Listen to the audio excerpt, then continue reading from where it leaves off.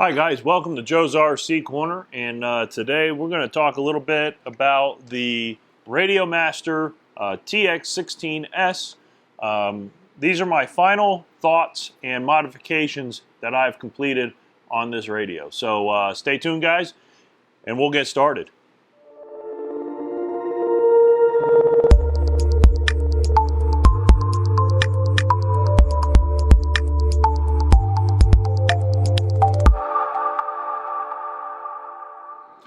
Okay guys, so as you all aware, I got the Radiomaster TX16S here, and I kind of like the feel of the radio, and I like the ability to fly any RC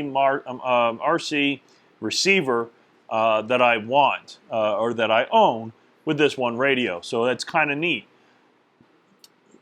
They're really simple things that Radiomaster can take a look at and maybe try to repair or fix.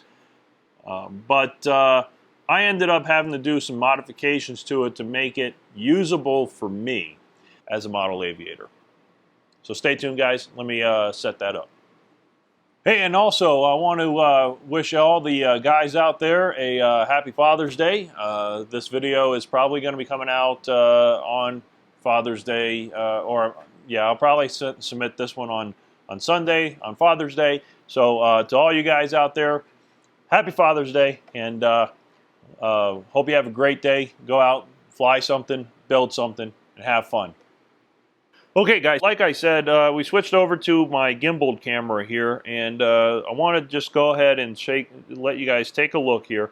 So the gimbals, I ended up having to swap these out. My issues that I had with it is I like to use a ratchet on my throttle, okay? Yes, both gimbals come with ratchet on the gimbal itself.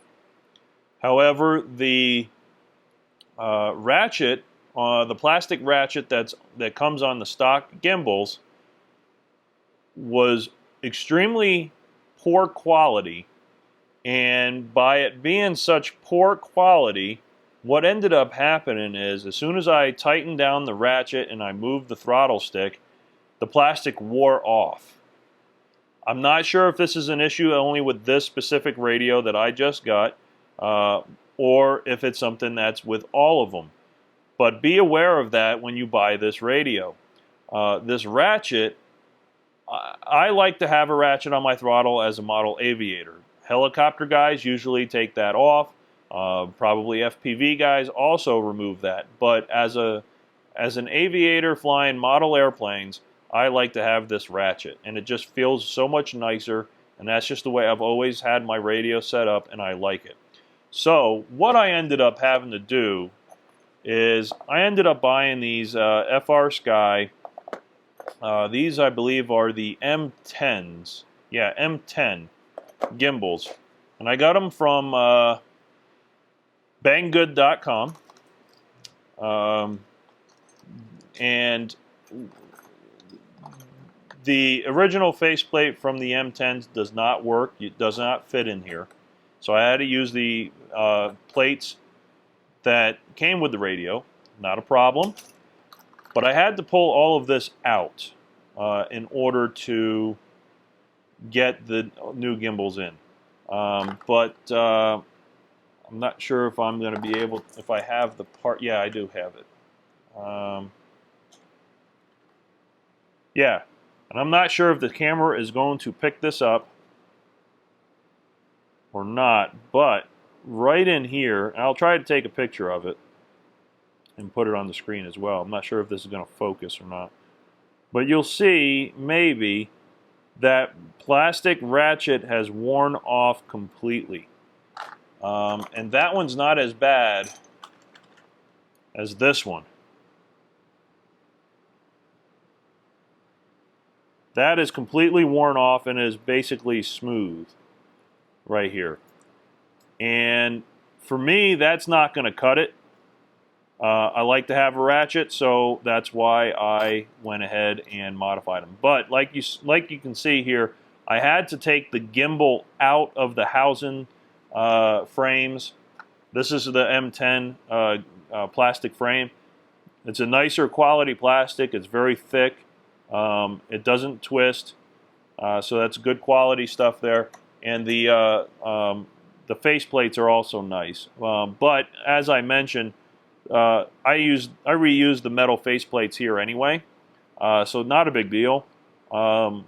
These didn't match up with the holes that were in there, but that's okay.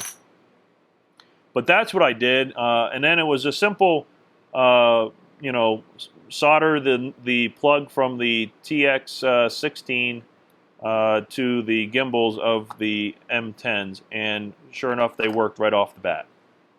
Now, I spent $60 on those new gimbals, so $30 each. All right, $30 or $60 plus the $129 I think it was, or $123 for this radio. You're basically putting yourself into a higher price range at that point. So to buy something new and have to spend an additional $60 to make it right, I don't know if that's worth it. I'm going to leave that up to you guys to decide on your own on whether that's worth it or not. The other things that I'm not extremely happy with are these pots up here. Now, given I don't use them very much, but you can see they wobble. They're not of high quality. They feel cheap in the hand when you're moving them. And same with the side sliders. Now, the Andrew Newton's updated slider levers do make this feel a lot better. However, now it's actually very difficult to find the center point like it did before. But with that being said, I don't use those much either, so not a big deal. But if you're paying for a radio, it doesn't take much to put a little better potentiometer in the slider here. Same in regards to the potentiometers up here. Also, the biggest gripe, like I said, was the gimbal ratchets. You know, having a better quality plastic there doesn't take that much more. I would gladly have paid an additional $20–30 for the radio if it had better plastic in the gimbals. Now, the only other thing that I swapped out was a switch up here.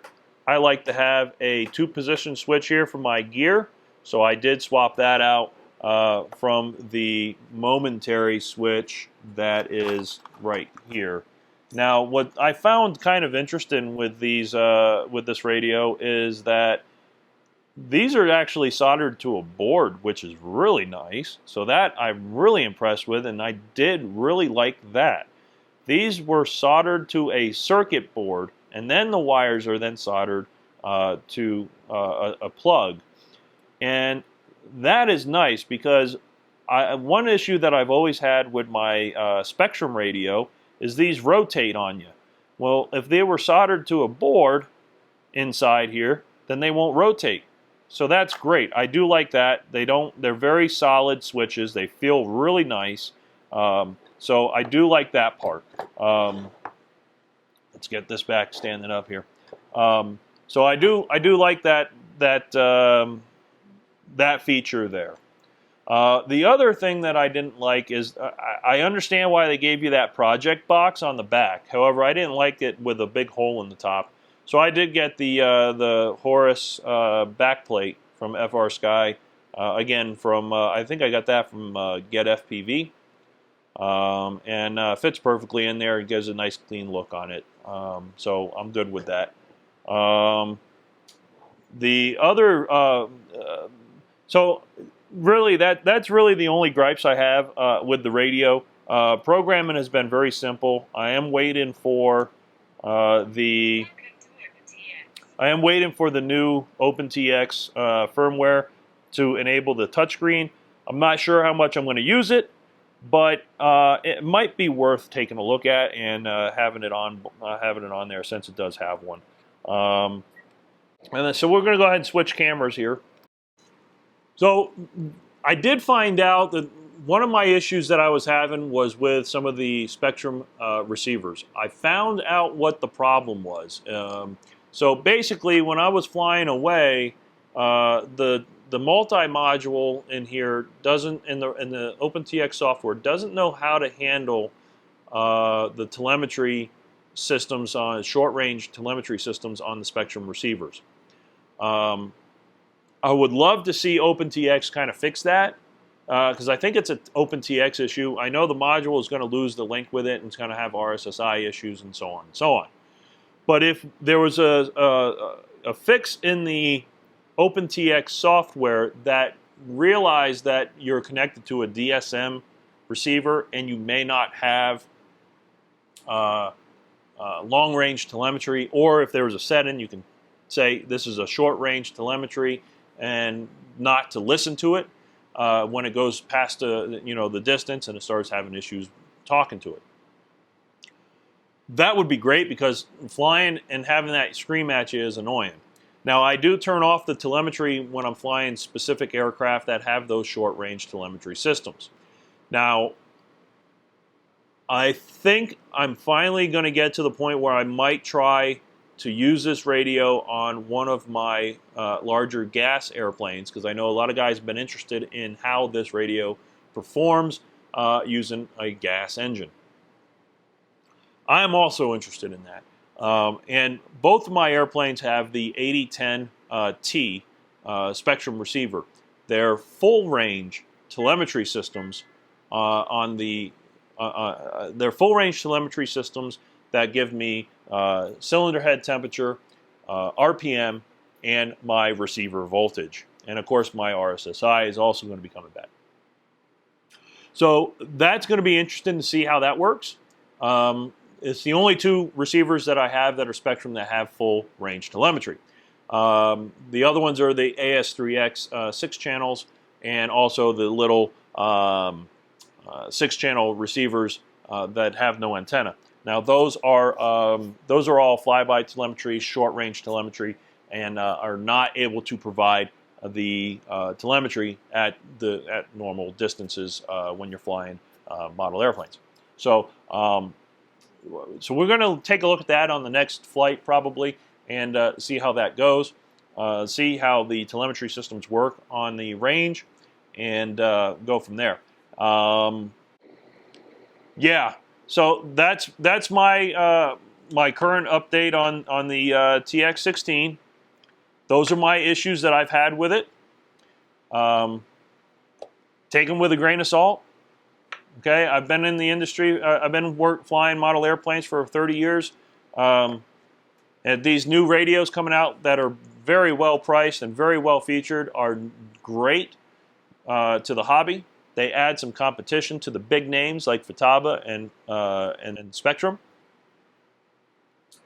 But do understand that for the price, you will be sacrificing certain things in quality, maybe in certain features, but just keep that in mind when you look at these radios and you purchase them. This will probably be the last video covering the TX16 until they produce the OpenTX update, where we'll take a look at the new software that gets installed on here, and how well the touchscreen is. So with that, guys, I appreciate you taking the time to look at this video. I hope I didn't bore you too much. And the next build that we're going to be doing is a Stinger 40, and we will be installing a 10cc Evolution gas engine with a pit-style muffler. And this airplane is going to be built for a friend of mine at my flying field. He's about a year into the hobby. He wants to come over and start helping with the building of this aircraft, which is great. I'm really looking forward to getting this airplane built with him and getting him out there and flying with this airplane. So it's going to be a Stinger 40 with an Evolution 10cc pit-style muffler. Should be a fun build. So make sure you hit that like button.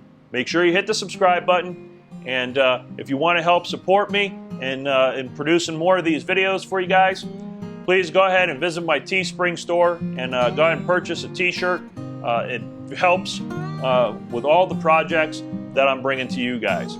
So thank you guys, I appreciate it, and welcome all the new subscribers. I'm finally just shy of 500 subscribers, so I really appreciate all the support that you guys have been giving me. So make sure you share the videos, make sure you get friends and family to hit that like button, hit the subscribe button. Don't forget the bell. If you click on that bell, you'll get notifications on all the new videos that come out. So thank you guys again. Have a great day. Keep building, keep flying, and happy Father's Day to all the fathers out there.